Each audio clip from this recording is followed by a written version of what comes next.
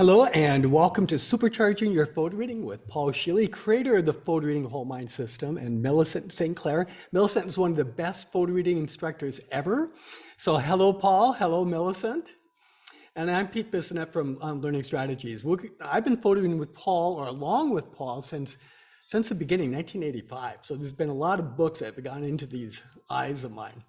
Now, before I turn the session over to them, a little housekeeping.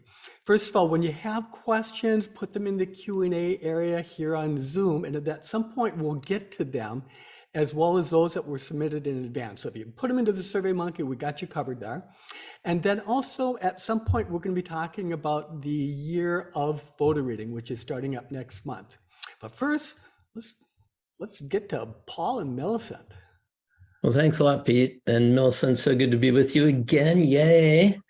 And I want to talk briefly about the idea of how we get the brain and mind to really demonstrate the power and potential that's within us.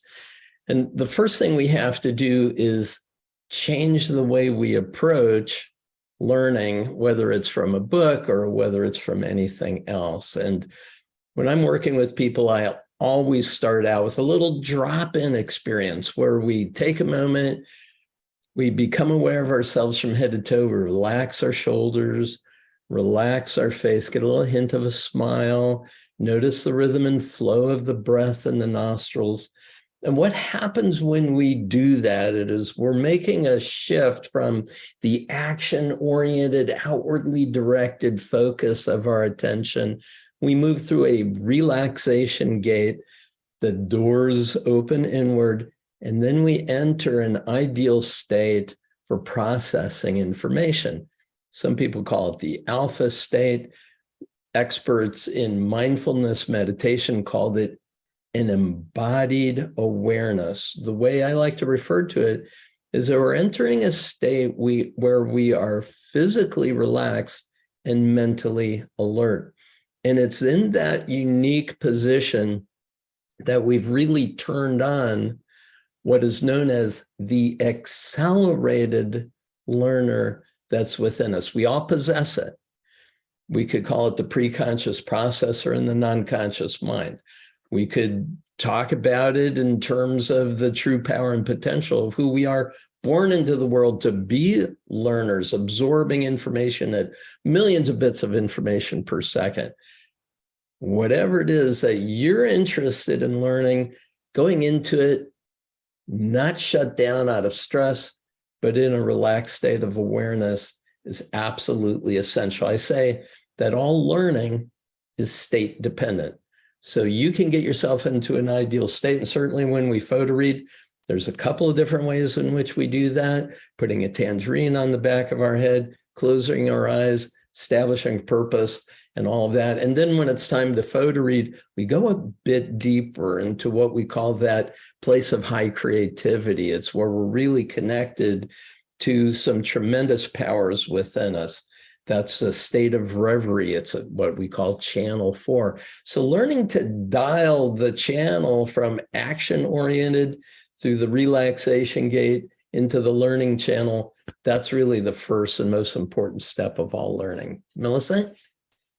Well, I just want to say I'm really pleased to be here with this community of readers and learners, lifelong learners. And for those who have something very specific that they're interested in delving into, or whether they just are lovers of learning and just want to just take advantage and expand their body of knowledge in specific areas for hobbies or particular interests, that's a beautiful thing. The primary thing that I learned at the onset when I came into this program, Paul, was that effective learning is a state-dependent activity. I've always loved reading and learning, but that was such a big key because, I mean, I'm a greedy learner and a greedy reader. I want to read all the books, but I had to learn. When I learned that, it made all the difference in the world in terms of my ability to take in more information at a relaxed level, physically relaxed, as you said, and mentally alert. That was a very, very important distinction for me, and I really appreciate that. Thank you. So then once we do that, the next ideal step, if you want to talk about that in terms of really preparing our mind for what it is that's coming. Yes, indeed. And we start with talking about purpose, because purpose is the engine that drives everything we do in the photo reading whole mind system. So we want to tell our brain exactly what we want to it with a starting purpose. And I love when I learned that purpose is an emergent activity. You may start with one purpose, and as you progress through the whole system, it may change and grow and expand. But starting with a clearly defined purpose of, what do I want from this material? What do I need to learn? Because if you're in a learning program or some kind of a university program, there are specific things you may have to achieve. So what is it that I want to get from this at the onset? What do I need to identify so that I can pass the test or make an effective presentation? That's important at the onset. The other thing that's really key is tell your brain what is the time frame that you have in order to get to this. So very often what happens is we sit down to read something and we don't have a particular time, and all of a sudden 45 minutes has gone by. We haven't gotten very far. We never really establish a clear purpose. Why are we reading it? What is it we want to get out of it? What's my ultimate application of this in terms of my immediate thought about that? Like you said, my starting purpose.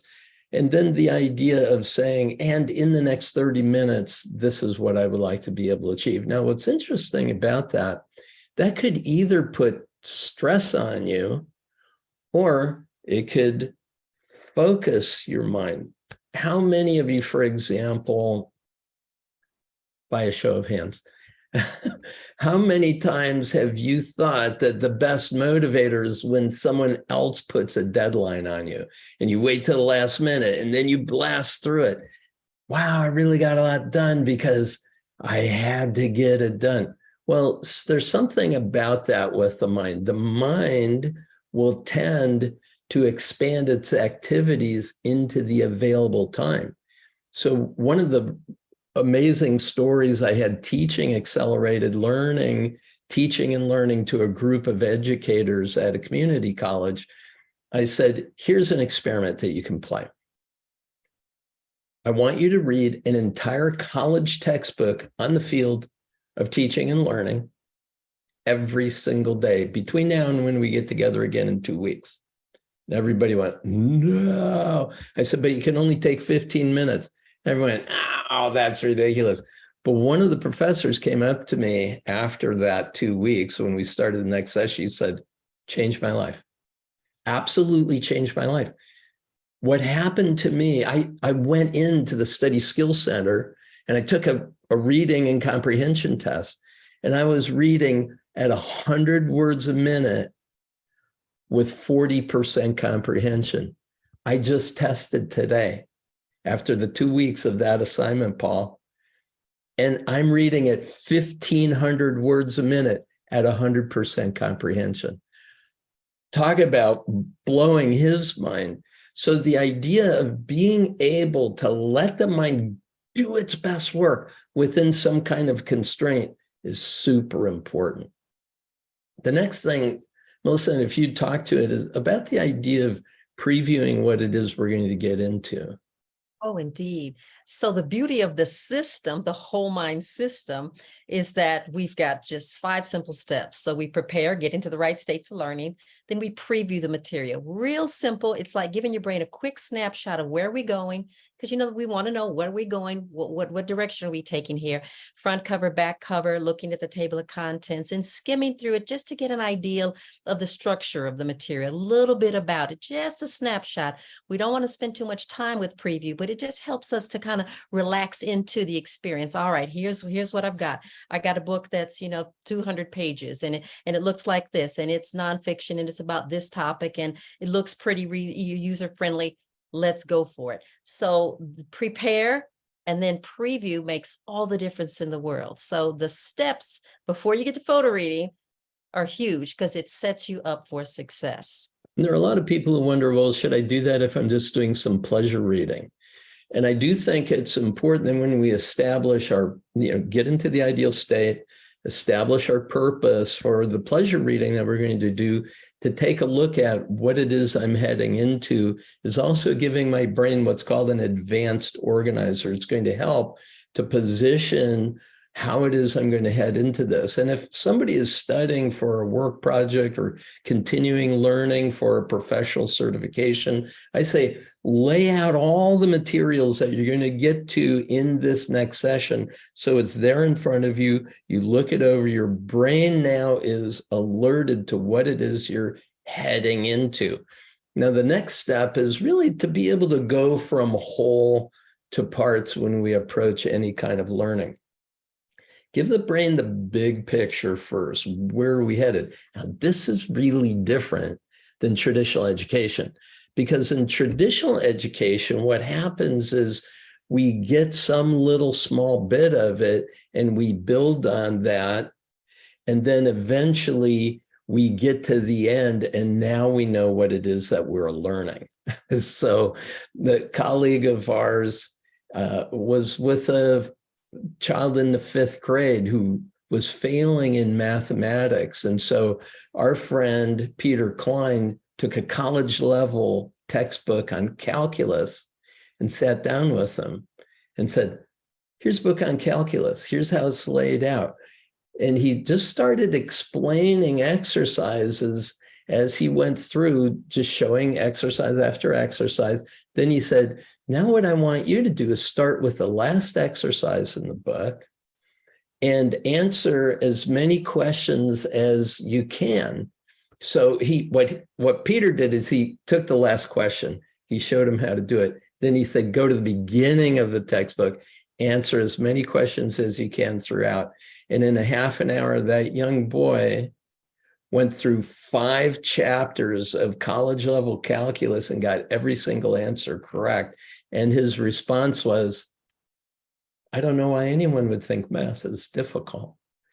So the idea is that when we are able to get the big picture before we start breaking down the tiny little steps, that whole to parts way of approaching something is really great. So if you're sitting down with an article, if you're sitting from a newspaper, if you're sitting down with a magazine article or something that you're reading on an electronic text, ideally, get the whole overview of it first before you start getting into the small parts of it. So we talk about it as a step of activating after you photo read. This is called super reading and dipping, being able to look at the whole thing and pick out the bits from that that are really going to answer the questions that you have. Photo reading is the technique for giving your brain the entire printed landscape in just a couple of minutes. And that turns on the brain's ability to now start guiding you to what you need to get your purpose met. Millicent, do you want to say anything else about that? Yeah, Paul, if you could back up to preview though, because in the chat, someone has just asked, they said, hey, I had to force myself to put the material down, while previewing last night. So can you just talk a little bit about the importance of not over previewing? We just want to keep it short because we don't want to go into reading too much of the material. You want to add anything to that? Yeah, in the early days of teaching photo reading, we used to say, here, preview this book, and then photo read it. And we'd get people coming back to us saying, I don't know that photo reading's doing anything for me. I mean, by the time I'm done photo reading, I think about the book. Everything that's in my mind is what I got from previewing. Because what we're doing with previewing is we're loading it into the conscious primary working memory. And what we're doing with photo reading is we're loading it into the non-conscious mind, the whole thing. So when we go back to recall anything, we're only going to call up what we called on originally. And so now we've really caused a problem for us in terms of getting access to all of the information. This was true in studies on preconscious processing. What they found is the mind tends to go to the little bit that's installed in the conscious mind. And really what we want you to do is have access to all of it, because your non-conscious mind has processed it and brought it up to you at a conscious level.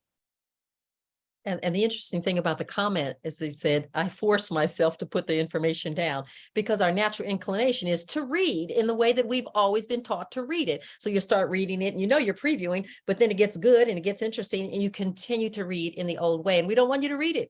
We just want you to take a look at it. Just get a snapshot, like you said, gives the brain an opportunity to organize the information in terms of where we're going with it, and then move to the next step. A lot of people try to say, well, photo reading is reading only really fast. And I really want to make a distinction that photo reading is not reading as you've known it. This is a completely different way of working with your brain and mind to process massive amounts of information in a very short period of time.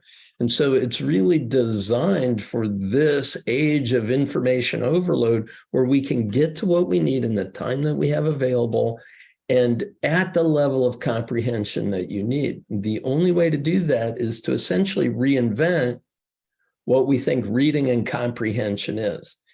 So photo reading, if you just break it down, it's a step-by-step system for engaging the whole mind to do more of the heavy lifting for you rather than reading, which is skating this little window of hard focus across each sentence, one word at a time, until we finally get to the end and wonder what it is that we just read. Would you agree that people have to let go of an old paradigm or an old view of what reading is in order to fully embrace what photo reading can do for you? Absolutely, Paul. And one of the things I really love about teaching the course is I like to say the course is really about so much more than just reading. It's about you, because I learned not only about the power of the conscious and the non-conscious mind, but even little things like the eyes, and the eyes are cameras, and that they're processing and taking in millions of bits of information all day long anyway. This is how we're designed. And once I understood, and then the way you design the course to illuminate, here's how and why this is possible. Here's how your mechanism works, all of it, because this is a whole brain, mind, body experience. That made the difference as well. So it's, as you said, it's not just about eyeballs on paper. It's about so much more. This is about processing information at a level that, you know, that is beyond the conscious way that we've been taught to read. And it gives us access to so much more understanding of who we are. The entire course teaches us about ourselves. And it really is a different way of thinking about comprehension and recall also, because if the only definition for comprehension that we have is that we physically read it, we stored it, and now we're remembering it, then we're limited to the speed of the conscious mind's visual processing. It's about 250 words a minute at about 50 to 70% comprehension. So we really are redefining what it means to have access to those stacks of books that you went through. It's really very exciting, which really brings us to the point where, Pete, we ought to start talking about some of the questions that have come up about photo reading so we can explore that further. Yes, we can definitely do that. And this is probably a good time. And before we get into the questions, let's take a minute to talk about the year of photo reading, because that's coming up in just a couple of weeks. And it's kind of cool what we have in place for everybody, because there are 3 seminars, weekend seminars. One's coming in March, and one's in June, and one's in September. And then the March and September ones will be on Zoom, but the June one will be here in Minnesota in person. If you can't make it to the June event in person, we'll have recordings for you, but do your best to come in for that. Then in between the seminars, we have booster sessions. The booster sessions will help bridge the gap that you may have, answer any questions, keep you motivated. And we also have special challenges in between the sessions. So between the first seminar and the second seminar, we have the 85-day photo reading challenge. Well, it's optional, but I encourage you to do it. You will be challenged to photo read 1 or more books a day every day for the 85 days. I'm going to be doing it, and if I am doing it, you can do it too. Got it? And then between June and July, you'll have two more opportunities. One will be the Syntopic Reading Challenge, and the other one will be the Direct Learning Challenge. And then we come back together again for the final seminar. And what I really like about it is it seems to be the dream layout to really master photo reading and for you to really feel comfortable in your skin as a master of your non-conscious mind. I think this is ideal, and anybody who goes through, I think they're just going to be blown away by the experiences. And if you want to learn more about it, I'll put the link in the chat in a second here, but go to this webpage. You can write it down too, learningstrategies.com/year of photo reading, one word, learningstrategies.com/year of photo reading. And you can learn more about it. You can enroll and encourage you to enroll. Paul, Millicent, what do you guys think about it? Well, there are a couple of things that get me most excited about this, Pete. One of the things that we have noticed is that when we can work closely with people, they really embody any of the skills that we teach.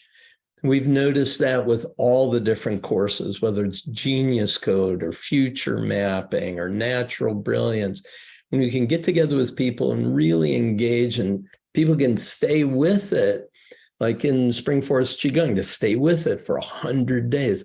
Your body takes it on. It becomes more the norm. It's normal for me to approach written information this way now because this is a better way to do it. Your brain knows it, your body knows it, your mind knows it. This is a better way. But we haven't developed a habit of doing it. In fact, if we start photo reading when there are a couple of people around us, we almost feel freakish because nobody's ever seen it. And we're going through books upside down and backwards as fast as we can flip pages. But it's so normal to process information that way. If you're not engaged with a community of learners and a community of practice, really breaking through to the next level, it seems a little bit odd. The other thing that's really exciting for me about this is that people can decide what is the miracle breakthrough that they would like to achieve in their lives. And then you can organize all the resources that you're going to be photo reading and activating for the year to actually lift you up to that next level. You literally are becoming self-authoring, self-transforming as a result of this year of photo reading. Melissa? Well, you said self-authoring, self-transforming, and Pete said, become the master of your non-conscious mind. And that's what I love. I love the fact that it is everything you just said and that Pete said, mastery. This is about self-mastery. In the chat, one of our participants says, I do photo at Spring Forest Qigong after photo reading, and I'm on day 88 of 100. So all of the programs are complementary. And this is about a community of learners that are applying this technology, this human development technology and program to themselves in a way that it makes sense to them. So we're going to get to questions here because I see we've got some that are coming up here in the chat. And I love it. I love it because it's about more than just reading. It is about self-mastery. Wonderful. So let's get into the questions. We've got a whole slew of them here. First one, and Paul, I bet you this is going to be one that you're going to jump at, is what's the best way to use photo reading for university studies? Well, gee, let me think about that one for a moment.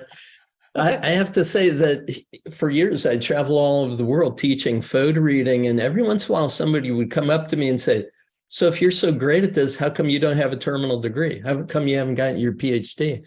I actually developed it during my master's, so there's a lot to be said about how to use it for university studies. You take a stack of books, you got to write a paper. It would normally take you 2 weeks to do that. You can get it done in less than 2 days. It's spectacular. It's the idea of going whole to parts, and college textbooks are actually exciting to me to go through. The thing that stops most doctoral students is what's called the literature review. And as a result of that, 70% of all doctoral students remain all but dissertation. They never get to their dissertation. because the reading load overwhelms them. For me, it was a hop, skip, and a jump. It was a whoop, whoop, yay, I get more books to read. And the stacks of information I had to go through was amazing. Photo reading is ideally suited to that. Just one thing I'd like to say about textbooks is there's so much structure there. You photo read the whole textbook, and then you go chapter by chapter according to the assignments that the professors have given you. So you prepare, preview, photo read the chapter, then you activate the chapter. Takes you minutes instead of hours, and you really build it into you. The activation happens by the questions that your professors have given you or that are at the end of the chapters. And I'll tell you, it's so slick, so easy, and there's a great way for you to know that you're ready to move on. It's so powerful. Fantastic. So here's the next question that we have. I started my journey, but I'm finding it hard to commit the time. Big issue for people. What's the best way to schedule to learn the lessons of the personal learning course? Well, I'll say one thing about that first, and then Millicent, you could take that. I believe that you should do whole to parts, just like we've been talking about today. So listen to the whole thing, driving in a car, walking down the street, whatever. Don't do any of the exercise, just listen to it. Because now your mind gets the download of the entire program. Don't worry about any of the exercises.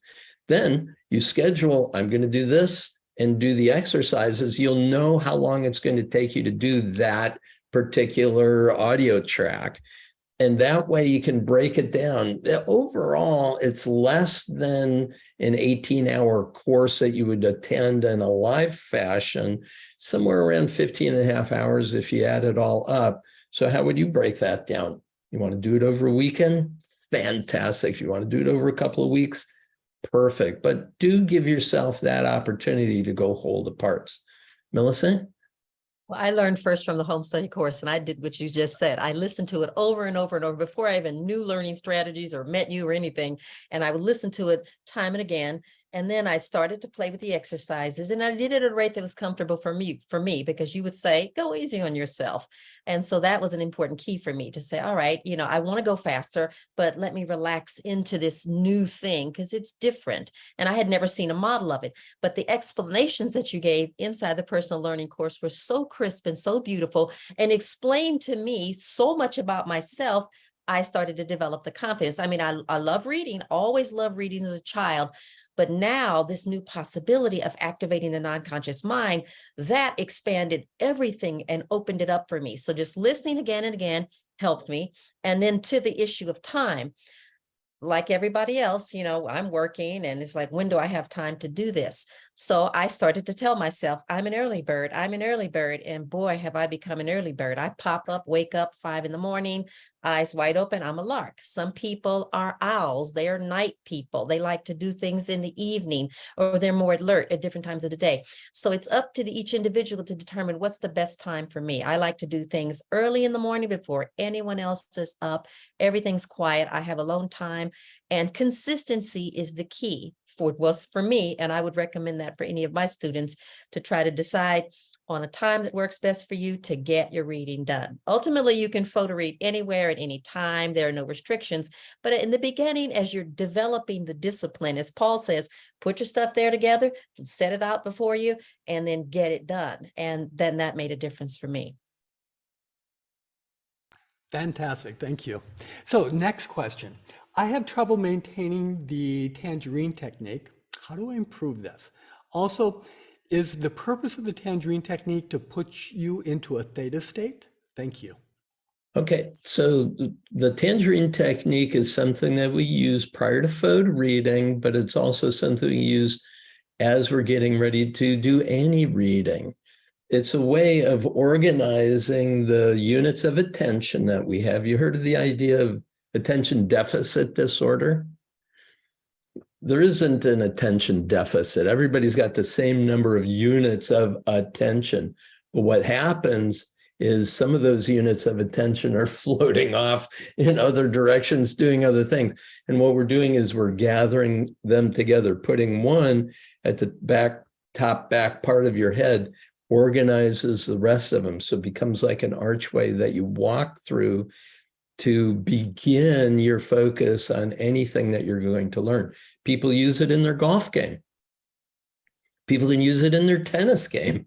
Whatever it is that you're going to be focusing your awareness on, you harness your units of attention to help you most effectively. It's not putting us in a theta state, it's actually putting us in that alpha state, the ideal state for learning. The theta state comes from our 3, 2, 1, going into the quiet scene and giving ourselves the affirmations. And that's what we do prior to photo reading. And then once we're ready to open our eyes, tangerine in the back of the head, boom, you're ready to go. Yes, so it serves more as an anchor, and you can let go of the ideal of I've got to pay attention to, am I holding the tangerine in place? Let it go. Put it there. It serves an anchor. It opens up, the mind's ability to see both pages at once and turning the pages in an organized manner as you photo read. I can't wait for your photo reading, because the way the two of you are able to play off each other and how much you know about photo reading it's a delight to watch. So I can't wait to see how it turns out. And it is my honor and privilege to work with Millicent. She's a magnificent facilitator of accelerated learning. Thank you. And I learned from the best. So thank you for activating me. Okay, now let's get back to the questions here. So when doing the home study course, should we make a hard copy of the book, or will the digital version be okay for the exercises? And another question that relates to it, what's the easiest way to use the photo reading system on ebooks? Okay, well, it's my opinion that you can do all of it with digital. The more comfortable and familiar you are with the digital screens, the navigation through it, the better. But anything that we assign to you that's an exercise in the book, digital works just as well as hard copy. I'm a bit old school, so there's something about the tangible nature of it that I like. And over the years, I've become more and more familiar with, more and more comfortable with my Kindle Fire, for example, and flipping pages, flip, flip, flip, flip, flip. It works just great for me. Millicent, you have an opinion about it? Yeah, I'm like you. I'm old school. However, I have become accustomed on my big iPad. I can see the whole thing and just flipping the pages just like that. So it's just a matter of practicing and finding your preferences. I find that the younger people are more acclimated to reading things online, digital materials. So certainly just play with it, have fun with it. See, because one of the elements of accelerated learning is to enjoy yourself, to make it fun and pleasurable. So we create a fun framework in the way that we deliver the program, but you've got to create that for yourself so that the attitude, the approach is, oh boy, what am I going to learn from this author? So attitude, and we'll start talking later on about attitudes and skills and behaviors as in the way that we approach the material. But definitely online material, same thing as the physical books, and I love them both. And Pete, you had some of your original tests where you were videoed and on TV with it, or yes, on digital, text, and that was back in the 80s. Yeah, so I love doing it on digital, and I am just as comfortable on my phone as I am with a regular book. But one of the things that I like about doing it on the phone or on the iPad is that you can make the type really, really, really small, which means it doesn't take as long to photo read the book. And you can still, you lose nothing by making the text small. And then when you go back and you do the activating, make it a little larger so that it's comfortable for seeing. And the great thing about that is that it prevents you from getting drawn into wanting to stop and read, because your eyes are processing. You can actually see it. However, the conscious mind doesn't get drawn into, oh my God, that looks good. And you want to stop and then start to read. So when you reduce it, you just go through it. It actually helps when you do that, Pete. Yeah, yeah. Okay, next question. How does one who is beginning photo reading get in touch and receive information that may be different from how they're used to receiving? Do they experience flashes of mental imagery? Do they hear sounds? Do they receive intuition? And then a related question is, how do you start to see images if you are audio or kinesthetic person? Millicent, you want to handle that first? Okay, well, so there's learning styles. So the dominant ones are visual, and auditory, and then kinesthetic, the touching and the doing of learning. And so it's based on personal preferences. I have experiences auditory because I can hear the author. And I like to say that reading is a conversation or a dialogue with the author. So when I'm engaged, I'm fully engaged, realizing that it's a transmission. So I am actually hearing an auditory conversation at some level.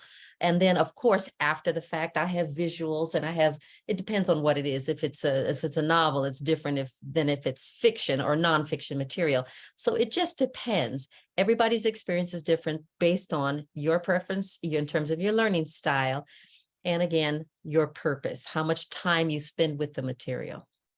I remember teaching a course one time, and we had spent, in learning activation, we'd spent about 30 minutes with a book. Back then, I think it was Herbert Benson's book, Beyond the Relaxation Response.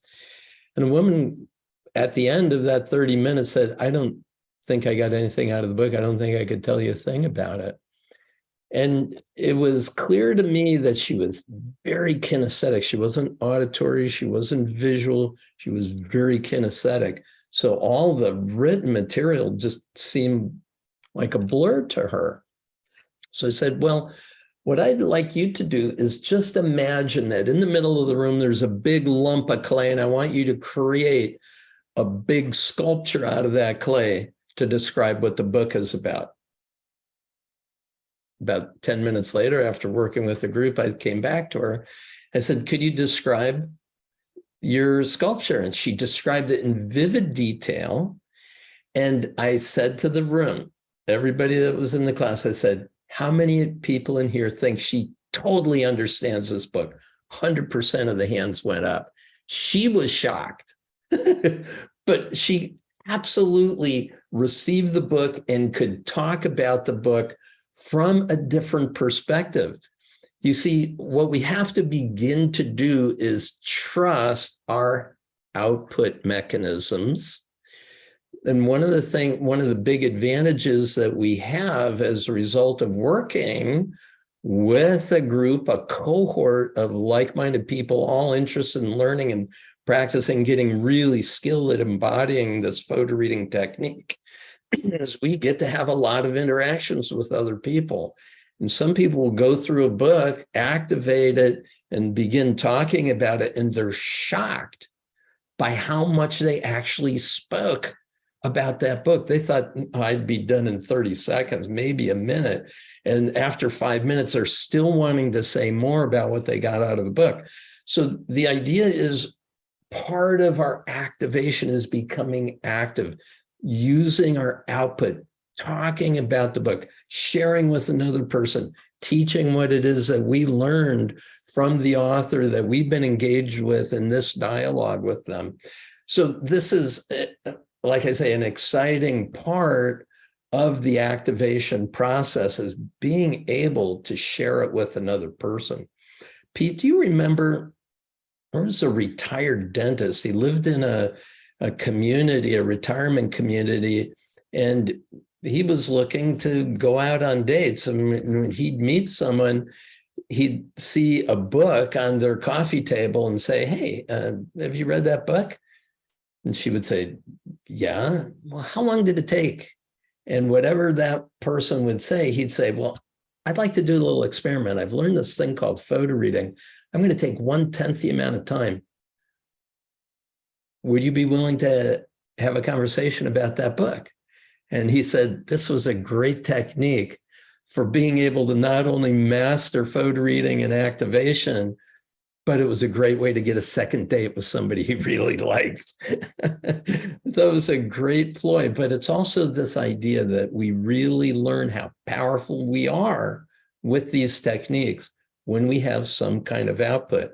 If you're taking classes, if you're going to university, if you have to present, yeah, it's easy. But when we're working with just another person, we're going to discover the same power and potential coming through.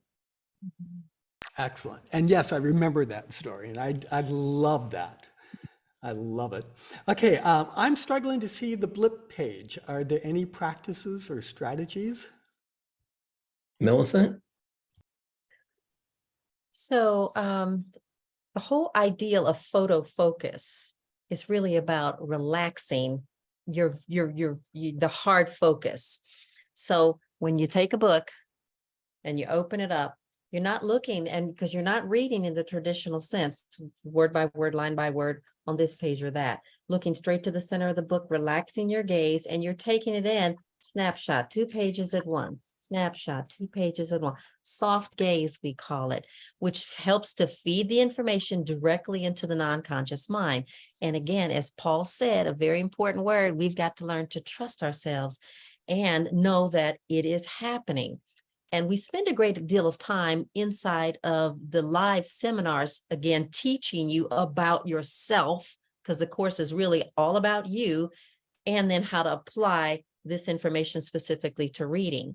But these techniques can be applied in a variety of different ways. Somebody asked a question in the chat about, can this be applied to other things? Yes, indeed, it can. So that soft gaze, that photo focus, that going through the world and through life and with our reading materials in an open frame helps versus the narrowly focused field of vision that we've been taught to utilize in our traditional reading method. Yeah, the other thing to keep in mind, and again, when we're teaching the year of photo reading, we're going to have the opportunity to give you a number of ways to break through any area where you're feeling that you're kind of stuck on it. But the idea is that if we have eye dominance, what the brain tends to do is it literally shuts off the processing of information through one of the eyes in favor of the eye that is more dominant. And as a result, when we're doing the cocktail weenie effect, or we're trying to get the blip page, all we're seeing is what's coming through one eye. And the blip page is a result of binocular vision, the 2 eyes actually seeing simultaneously.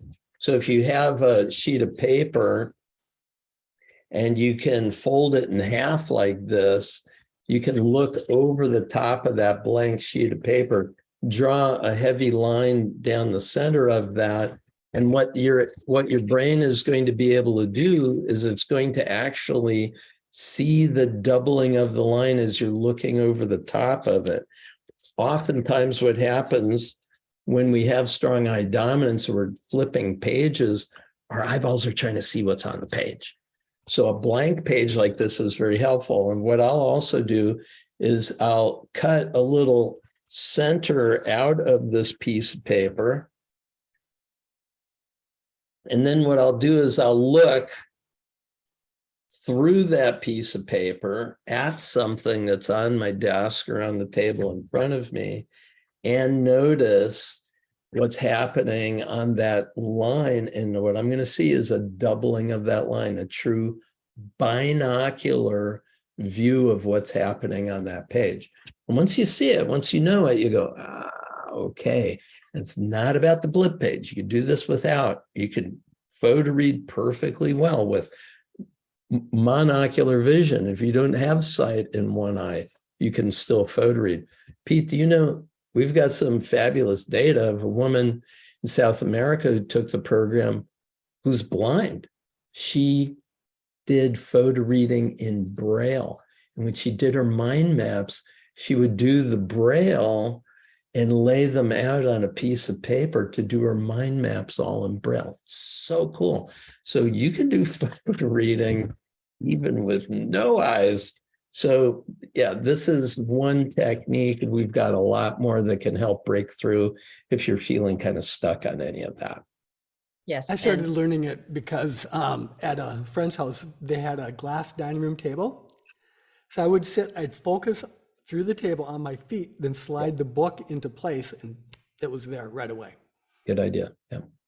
And we've got the Magic Eye stereograms too. Somebody mentioned that in the chat. So yes, indeed, the stereograms help us to learn to get into that state of photo focus where we can see, because we're looking beyond the page, not just at the words, but we're feeding the information into the non-conscious mind. So those are, again, tools and little games and exercises that we use to prime the brain so that we can get into the right state for learning and then download the information as we photo read. And Paul, you mentioned the site. We've had a lot of people who've been legally blind go Yes. through the photo reading program and have great success with it. Very good success. Yep. Okay, next one. I've always wanted to master photo reading, and you're making it easy for me to do it over the course of the year with guidance all of the way. I need to lose 20 pounds, and I'm thinking of tying it into the program because I figure if I eat, I will lose, if I eat better, I'll lose weight, and that'd be good fuel for my brain. Is there anything else I might consider to tie this into the training, or that I could tie into the training? Well, absolutely. And Millicent, you want to take that first? Go ahead. So one of my students came to the class. His name was Mike, beautiful soul. And he saw the paraliminals and he said, I'm going to take this paraliminal on perfect health. And he did. And he called me a couple months later and he said, Millicent, he said, I've done nothing but listen to the paraliminal CD called Perfect Health, and I've lost 50 pounds. Wow. I saw him at a health food store and it was like, oh my gosh. So the point is, he had an intention and he set the intention according to the instructions in the paraliminal, but he didn't put too much pressure on himself. Like, I've got to lose 50 pounds. I've got to do all these things. I gotta. He just relaxed into it. So that's one story. Another girlfriend, she wanted to lose weight, but she said, I didn't weigh myself. I didn't do any of that because I didn't want to, set myself up for failure like I have before with all these expectations. I didn't lose the weight during this time frame. She didn't. She just listened to the Perfect Health paraliminal. She went on her walks and did her little routine and did it with a spirit of joy. And the weight just came off naturally. And it's beautiful. So I just want to say something about the paraliminals, that they're beautiful. And when you use them with high intention, the results are phenomenal. So that's a beautiful example I love about Perfect Health. And I hope that answers the question. Yeah, and I'll add to that in a couple of different ways. If you think about, so much of excess weight is to deal with stress. And if we reduce the amount of stress that's within us, we could drop that weight. Could be that it's poor nutrition. What if you read 20 of the leading books on nutrition and health? Maybe it's about exercise and being able to have a more regular routine of taking care of yourself. So whatever dimension of your life could be enhanced that would allow you to live at your ideal weight, you could be photo reading in what we call direct learning activation. So you'll find yourself looking back and saying, wait a minute, I totally eliminated all those foods and I haven't even efforted to do that. Or I'm walking more, or exercising more, and I didn't even set an intention to do that. It's just naturally occurring. And that's really a gift when I talk about the magic of breaking through to a goal that we really have. In answering the question, Pete, absolutely, you can tie any important breakthrough goal that you have to this year of photo reading. No doubt about it. Sweet. So Paul, what should I do to make a book impact my dream? Or how can I use dreams to better activate books? That's a great one. Dreaming has always been an important part of the PhotoReading Whole Mind System. We have a section of that in the PhotoReading book, talk about it in a home study course, because what's happening in their dream state is happening below the threshold of our conscious awareness. That's the same thing that's occurring when we photo read. We're photo reading, most of the heavy lifting is happening below the threshold of our conscious awareness. And what we're asking the inner mind to do is lift into my conscious awareness, bring it in perhaps by the periphery of my awareness or into my primary experience sometime during the day, what it is I should know to be able to accomplish my goal or complete my purpose for having read it. And that's exactly what the mind will do for you. When you go to sleep at night, give yourself that directive. Say, sitting on the edge of your bed, feet on the floor, hey, mind, tonight, take that material that I have photo read today and activate it in my dream state. When I'm in a dream dreaming, help me be aware of the fact that I'm in the dream dreaming. And when I awaken in the morning, give me the insight that the dream had. I remember one time, Pete, I had done exactly that. I woke up in the morning, I'm just about ready to start my day. And I thought, oh, wait, I had photo read before going to sleep. I wanted to get an explanation of it. And I had a vivid dream. So I closed my eyes and I said to myself, what is the meaning of that dream? And no kidding, it was like end credits in the movie were scrolling by my eyes, explaining the entire dream I had had that night. The inner mind is so amazing, and it also has a great sense of humor. Once you have a good interaction with your inner mind, dreaming is a fabulous place to have activation take place. The important thing, and the book will also explain it, is to give your mind that direction. And this goes to the question that was asked earlier about, am I going to be able to see things or hear things or feel things? So the sensory system comes alive even more so when we engage it in a different and a creative way. And photo reading is such a creative way. It's a gateway that opens us up to so many other aspects of our being. It's the gateway. I love that. When teaching photo reading at 3M Corporation, you know, we had someone full-time teaching to hundreds of people. An entire division of 3M Corporation was mandated by their director to take the photo reading course. So we do groups of 20 or 30. And what was so interesting about that is that people immediately began to recognize that this isn't just about reading. And the way I talked about it is it's a little bit of a subversive activity, because we're getting in there and we're saying, look at the power that's within you. This is so tremendous. And photo reading is the gateway to help us understand that tremendous power that's living and working for us all day, all night, 24/7. And who's ever taught us how to use it? Yes, and whoever said to you, you're a genius or you have genius ability. So we could just say, you're naturally brilliant. And I love the Natural Brilliance program. And we're going to be activating some of that inside of the year photo reading, because each one of us is naturally brilliant, just naturally brilliant.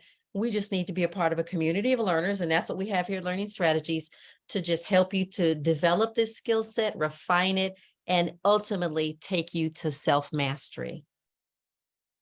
Excellent. Next question.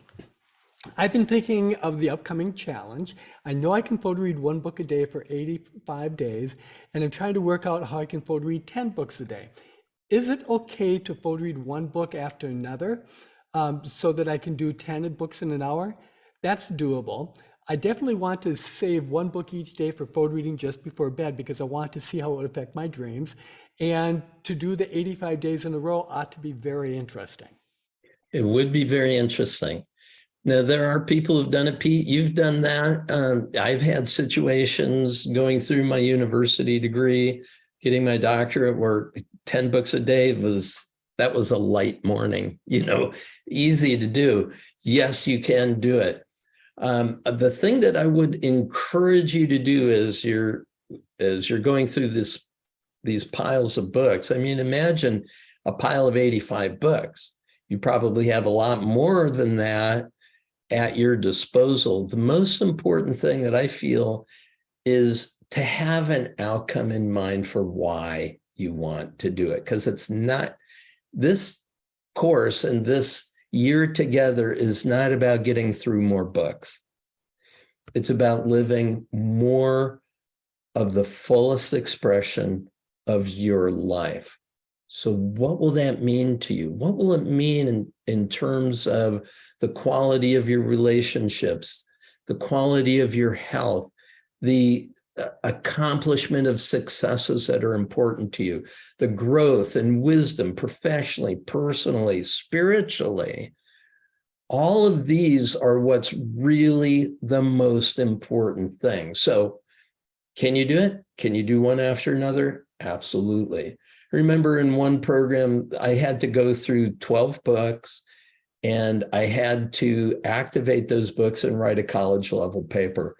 Well, after photo reading all 12, I was done for the day. I mean, I got some water, took the night off.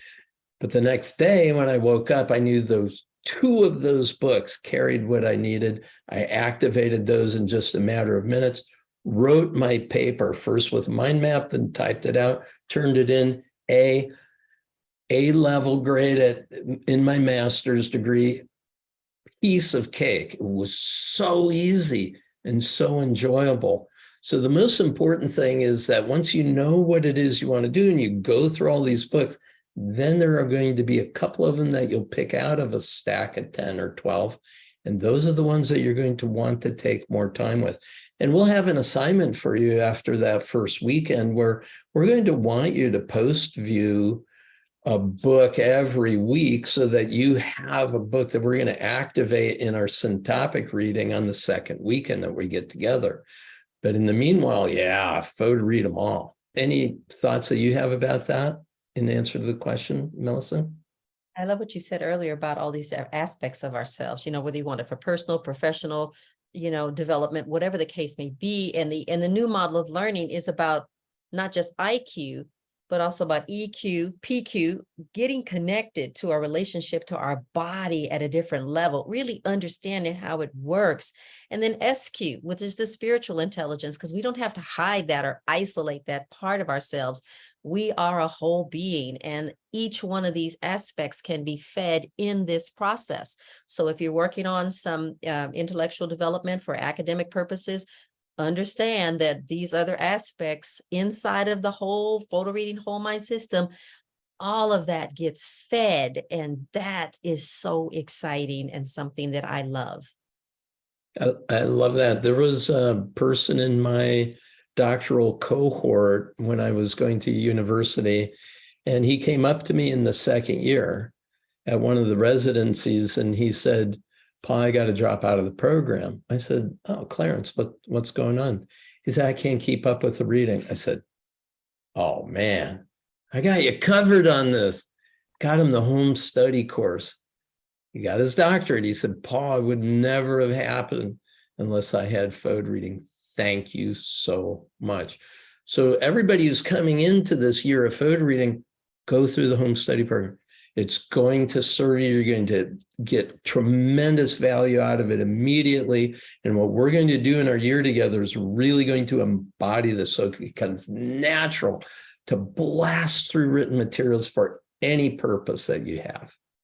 And another one more thing is I love the way you explain that comprehension builds in layers. Some of the people have taken the live seminar, others have not. So for those, everybody's going to go through the home study course, certainly, but comprehension, like you said, builds in layers. So there's awareness, familiarity, knowledge, and then expertise comes. You don't get it after the whole enchilada, after just reading the book in the traditional way one time through. We build in layers, and the comprehension is off the charts as a result of that. So know that it's a system. The system works if you work it. We're going to be guiding you every step of the way, supporting you, loving on you, cheering you on. And then we're going to show our work, because we want to see your results. We want to know what's happening with you in your developmental process.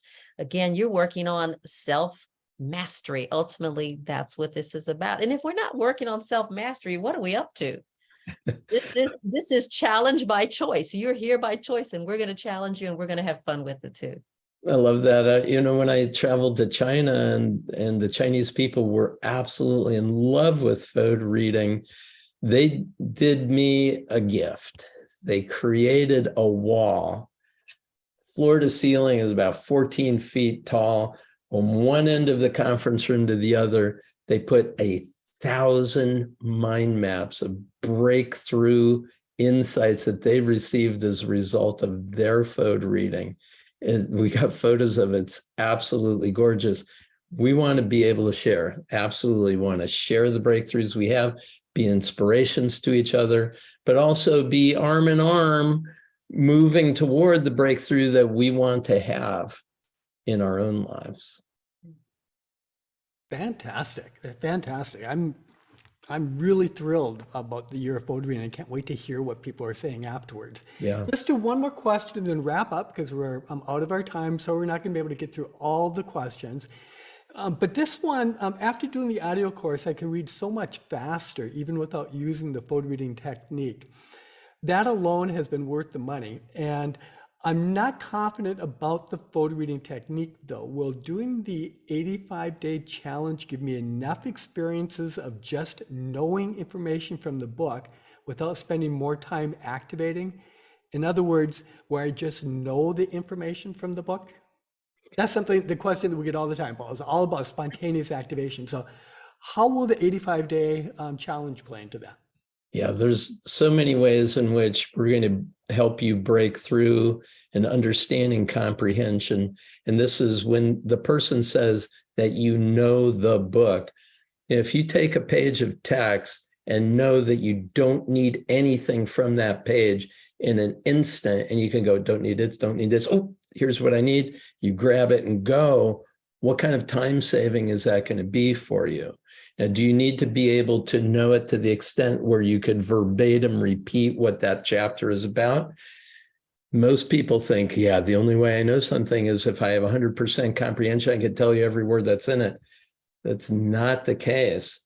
If an author just wrote a book, comes to see you, and you've read their book, is the question you're going to ask, would you please tell me everything that's in your book? Absolutely not. What you want to do is be in a dialogue with the author about a purpose that you hold, and then let the author speak into your life's purpose.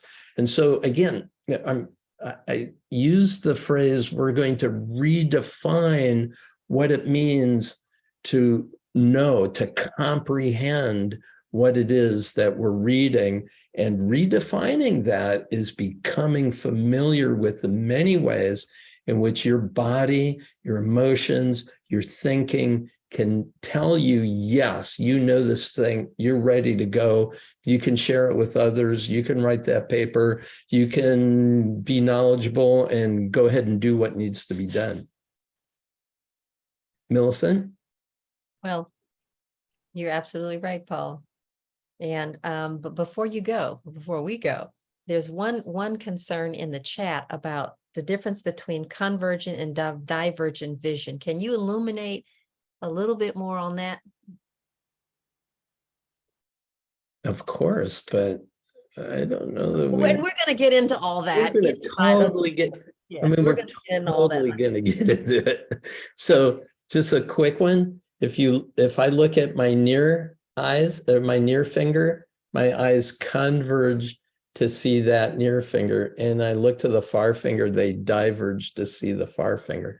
And when we're doing photo focus, we diverge the eyes but change the focal plane, so the focal plane moves in. And if you get a chance to play with something called the magic eye posters or the 3D random dot stereogram posters, those are going to be a little fun practice examples of exactly that.